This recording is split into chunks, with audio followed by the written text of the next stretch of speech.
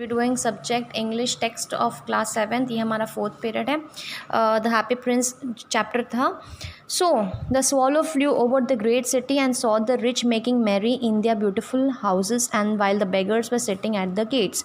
अब स्वॉलो को कहा था प्रिंस ने कि एक बार मेरे सिटी में देख के आ जाओ, तो वो जैसे उड़ी, फ्लू का मतलब है उड़ी उसकी सिटी में, तो उसने क्या देखा कि रिच का मतलब है पैसे वाले, मेकिंग मैरी वो खुश थे, हैप्पी थे उनके ब्यूटीफुल हाउसेस में, और बेगर्स जो गरीब थे, ठीक है ना, वो उनके गेट्स पे बैठे हुए थे।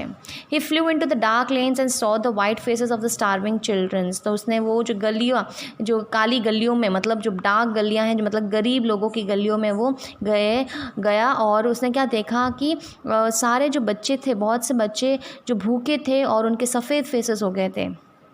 स्टार्विंग का मतलब है भूखा। He then flew back and told the prince what he had seen. और वो वापस गया और उस प्रिंस को सारी बातें कह दिया। Cover with the fine gold said the prince, you must take the gold off me leaf by leaf and give it to the poor. तो उसने क्या कहा, अब उसके पास रूबी और सफ़ायर्स तो थे नहीं, तो उसने क्या कहा, मेरा जो गोल्ड का जो कवर है उसमें से आप धीरे धीरे जो है गोल्ड निकालते रहना और थोड़ा थोड़ा गोल्ड जो है गरीबों को देते जाना। Swallow pick off leaf after leaf of the fine gold and brought to the poor. और वो थोड़ी थोड़ी जो है गोल्ड तोड़ते गया और वो पुअर गरीब लोगों को देते गया। The children's faces Guru रोजियर।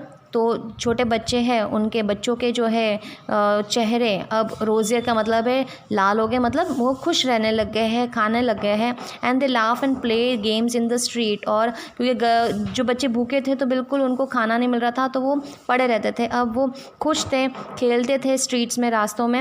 And we have bread to eat, they cried. और मुझे, हमारे पास अभी खाने के लिए ब्रेड है। Then snow came and after the snow came the frost. अब धीरे धीरे ठंड और बढ़ने लग गई, बर्फ़ गिरने लग गई और बर्फ़ के बाद जो है ठंड ज़्यादा शुरू हो गई। The streets look as it were made up of silvers, everybody went about in furs and the little boys wore scarlet caps and skates on the ice.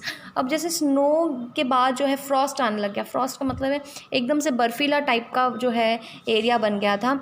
Road जो है उसके ऊपर बर्फ़ बिछी हुई थी, तो ऐसे लग रहा था कि वो सिल्वर, मतलब बर्फ़ जैसे चमक रहा है, तो उस तरीके से सिल्वर दिख रहा था। सारे लोग फर का मतलब है ऐसे ऊनी कपड़े पहने हुए थे। छोटे बच्चे स्कारलेट कैप्स, टोपी पहन के घूम रहे थे और वो स्केट्स कर रहे थे, आइस के ऊपर स्केटिंग कर रहे थे।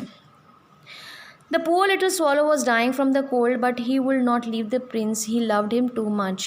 तो उसको बहुत ज़्यादा ठंड लग रही थी। चिड़िया, ये छोटी चिड़िया इतने ठंड में नहीं रह सकती थी, और फिर भी वो उस प्रिंस को छोड़ के नहीं गई क्योंकि वो उसे बहुत ही लव करती थी। He picked up the crumbles outside the baker's door when the baker was not looking and tried to keep himself warm by flapping his wings. अब वो चिड़िया जो थी, ठीक है ना, वो बेकर मतलब जो बेकरी वाला था, उसके डोर के नीचे, मतलब डोर के पास जो है छोटे छोटे ब्रेड के टुकड़े पड़े थे, और वो उसको खा के जो अपने आप को गर्म रखती थी, और प्लस अपने पंखों को फ्लैपिंग कर रही थी, फैलाती थी बार बार जो है इस तरीके से, जिससे वो अपने आप को गर्म रख सके। But at last he knew that he was going to die. But उसको पता था कि अब मैं ज़्यादा ठंड बर्दाश्त नहीं कर सकूँगा और मैं ज़रूर मर जाऊँगा। He had lost strength to fly up to the prince shoulders once more. तो उसके पास बिल्कुल ताकत भी नहीं थी, ठीक है ना, और फिर भी वो शोल्डर तक पहुंचा और उसने प्रिंस को कहा गुड बाय। धीरे धीरे, मरमर का मतलब होता है एकदम धीरे धीरे जो है कानों में खुसफुस आते हैं, उसको मरमर कहा। Goodbye dear prince, I am glad that you are going to Egypt at last little swallow said the prince, you have stayed too long here. तो प्रिंस को लगा कि अब शायद वो पक्का जाएगी, ठीक है ना, तो उसने कहा गुड बाय, मुझे खुशी है, ग्लैड का मतलब मुझे खुशी है कि तुम अभी इजिप्ट जाओगे लास्ट में, और तुमने बहुत समय तक मेरे पास रह के बहुत अच्छा काम किया है। It's not to the Egypt I am going said the swallow. Swallow ने कहा कि मैं इजिप्ट नहीं जा रही हूँ, I am going to the house of death.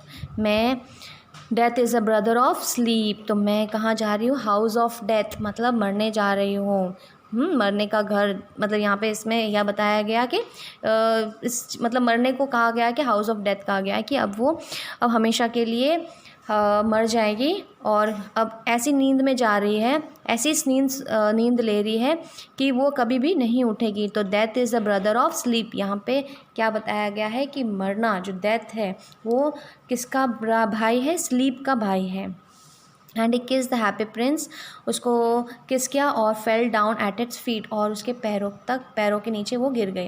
Eight that moment the strange sound of cracking came from inside the statue as if something has broken. The prince lead heart broke into two. अब जैसे वो मर गई तो वो Prince भी बहुत दुखी हो गया और एकदम से उसके स्टैचू में से जो इसका हार्ट था, लेड से बना हुआ था, वो भी टूट गया, 2 टुकड़ों में वो टूट गया। Early the next morning the mayor was walking in the company of the town councillors. और दूसरे दिन सुबह सुबह मेयर जो है वहाँ पे उस जगह पे घूम रहा था। As they pass the column he look up the statue, how shabby the prince happy prince look, he said. तो उस कॉलम में, उस जगह पे, ठीक है ना, वो जैसे ही जा रहा था उसने उस स्टैचू को देखा और उसने देखा कि हाउ शैबी, कितना गंदा दिख रहा है प्रिंस का जो लुक्स हो गया है। तो फिर उसमें कहा कि there is actually a dead bird at its feet, continued the mayor. और उसने मेयर ने कहा कि देखो इसके पैरों पे के पास एक मरी हुई बर्ड पड़ी हुई है। We must make a new law, no birds can die in the town square. और हमको एक नया लॉ बनाना पड़ेगा कि कोई भी चिड़िया टाउन स्क्वायर, मतलब जहाँ पे ये मेन एरिया था, वहाँ पे नहीं मरनी चाहिए। So they melted the statue in the furnace. और ये पूरी मूर्ति को लेके गए और उसको पूरा पिघला दिया, ठीक है ना। फर्नेस का मतलब है भट्टी होती है जहाँ पे चीज़ों को पिघलाया जाता है। That strange set the workers of the furnace. तो वहाँ पे जो काम करने वाले, स्ट्रेंज का मतलब बहुत ही अनयूजुअल, बहुत अलग चीज़ उन्होंने देखी कि वहाँ के वर्कर थे, फर्नेस मतलब जहाँ भट्टी में काम करने वाले जो वर्कर थे। This broken lead heart is not melting. और ये लेड से बनाया हुआ जो हार्ट है अभी भी पिघल नहीं रहा है, ठीक है ना। जैसे मेटल्स ज़्यादा गर्म करने पे वो पिघल जाते थे, सोना है, दूसरे metals. We must throw it away. अब वो पिघल ही नहीं रहा है तो कोई काम का नहीं है, उसको फेंकना ही पड़ेगा। So they threw it in to the dust heap where the dead swallow was lying. तो उन्होंने डस्ट मतलब कचरे के ढेर, हीप का मतलब है पाइल या ढेर होता है, वहाँ फेंक दिया जहाँ पे वो चिड़िया को फेंका गया था। Bring me the 2 most precious thing in the cities. अब देखो, said the God to one of his angels. Angel का मतलब है सेंट, ठीक है ना। तो भगवान ने, गॉड ने उनके जो संत होते हैं उनको कहा, उनके जो शिष्य होते हैं उनको कहा कि 2 अमूल्य चीज़ उस सिटी में से मेरे लिए लेके आओ। प्रेशियस का मतलब है बहुत कीमती। And the angel flies down and brought him the lead heart and the dead birds swallow there.